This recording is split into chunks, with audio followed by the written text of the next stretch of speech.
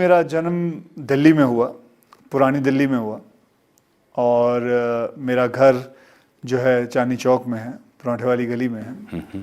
और मेरे पिताजी अमृतसर के रहने वाले हैं और मेरे माताजी कश्मीर की हैं। मेरी एजुकेशन जो है डॉन बॉस्को के एक स्कूल है मटुंगा में, वहाँ हुई। और पढ़ने का ज़्यादा मुझे इतना शौक़ नहीं था, खेल कूद का बहुत शौक़ था।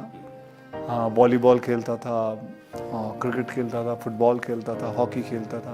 फिर मुझे शौक़ चढ़ा कि मैं मार्शल आर्ट में जाऊं। मेरी 10th स्टैंडर्ड जैसे ख़त्म हुई, मैंने पिताजी से कहा कि मैं चाहता हूं कि मैं इसे फॉरवर्ड लूं।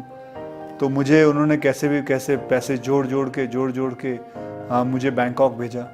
वहाँ मैंने 5 साल कराटे सीखा। वहाँ फिर मार्शल आर्ट, थाई बॉक्सिंग सीखी, वहाँ बैठा रहा।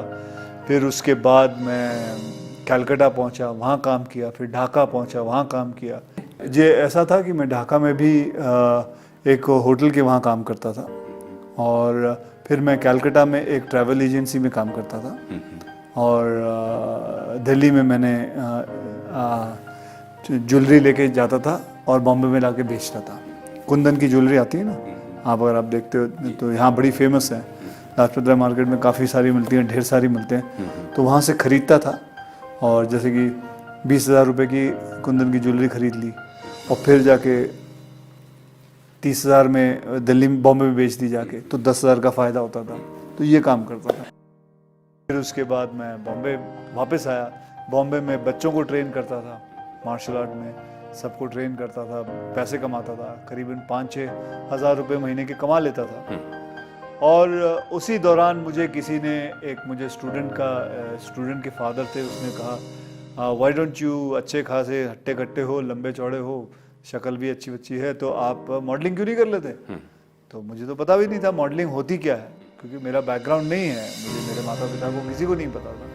तो कहा जी मॉडलिंग कर लो। मैंने बोला वो क्या होता है? और आप आ जाओ, आपको मैं मॉडल कोऑर्डिनेटर हूँ, मैं आपको मिला देता हूँ। तो मैंने बोला अच्छी बात है। तो मैं पहुँच गया और 2-2.5 घंटे काम कराया। AC रूम था, खाने को भी अच्छा दिया।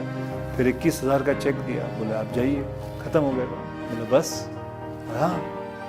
बोले यार 5,000 काम करता हूँ, महीने का 5-6 हज़ार मिलता था महीने का, ये 2 घंटे में इन्होंने 21,000 दे दिया। ये कुछ कमाल का काम किया मैंने लगता। तो अच्छी बात है यार। फिर मैंने बोला यार मैं मॉडल बनूँगा।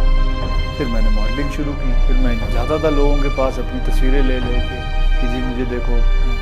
फिर करते थोड़ी बहुत मॉडलिंग की। फिर मैंने रैंप वॉक किया। उसके बाद करते किसी ने एक फ़िल्म ऑफ़र कर दी।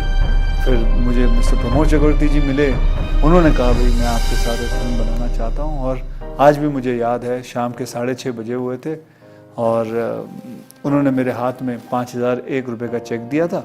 कहा बेटा मैं आपके साथ एक फ़िल्म बनाऊँगा, और मुझे 3 फिल्मों के लिए साइन किया। ये भी सच है कि जिस घर में आज आप रहते हैं, बहुत खूबसूरत घर है वो, उस घर के बाहर की जो दीवार है उस पर आपने पहला फ़ोटो शूट किया था।